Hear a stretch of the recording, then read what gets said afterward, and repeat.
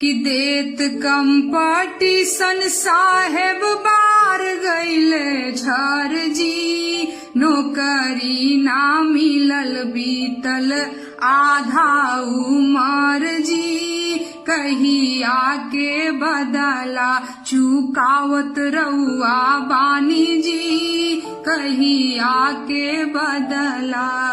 BA BTech एमए MTech भइल ना काम जी, पेट भरे खातिर बेची चीनिया बादाम जी, कहिया के बदला चुकावत रउरा बानी जी, कहिया के बदला।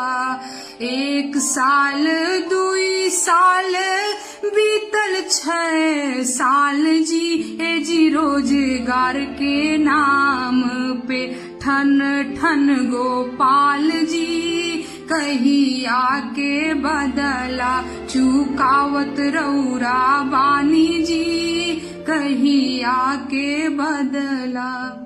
लड़कों की एक समस्या आपको और पता है क्या, कि छोड़ी छोड़ी जावे सुनर सुनर लुगैया हो, पाकिट में कहूँ ना मुदरी रुपैया हो, कहिया के बदला चुकावत रउरा बानी जी, कहिया के बदला।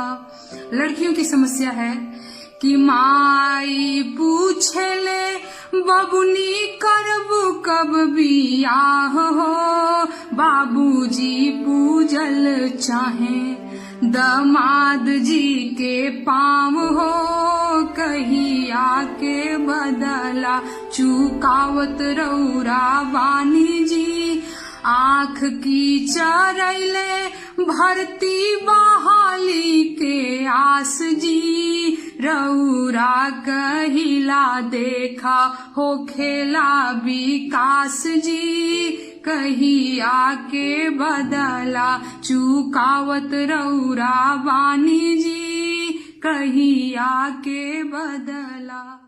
Thank you.